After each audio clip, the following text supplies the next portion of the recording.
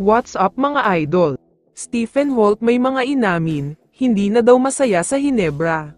Pero bago mo sana ipagpatuloy ang panonood mo, ay huwag mong kalimutan na mag-subscribe bilang suporta sa aking YouTube channel. Maraming salamat idol.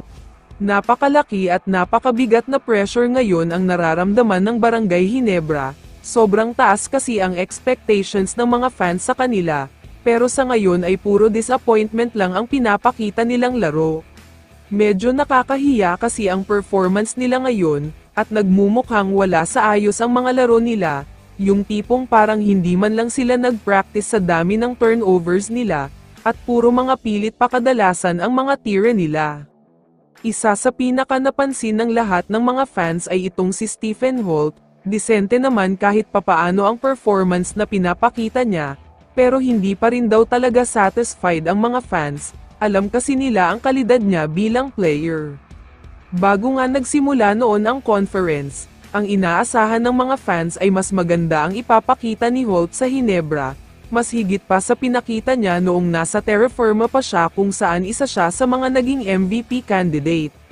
Pero sa kasamaang palad, tila bumagsak bigla ang laro niya. From being a superstar at deadly scorer sa Terra Firma, naging facilitator at role player na lang siya ngayon, ginawa kasi siyang point guard ni Coach Tim at tag-apasa lang. Ayon naman sa multiple sources, hindi daw talaga masaya si Holt sa bagong role niya sa Hinebra, siya daw kasi ang go-to guy o inaasahan ng Terra Firma, pero biglang option na lang siya pagdating niya sa Barangay Hinebra. Tila nawawala daw ang kumpiyansa niya dahil hindi siya ang priority sa opensa, at halos ginagawa lang siyang tag-apasa ng Hinebra. Wala nga silang play na nakaset up talaga para sa kanya, madalas ay kay Aguilar o Brownlee lang.